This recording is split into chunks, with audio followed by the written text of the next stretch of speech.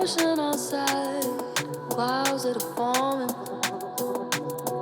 Can't wait to shut out the bloods, wait till the morning. And in the hourglass, there's a freedom in falling.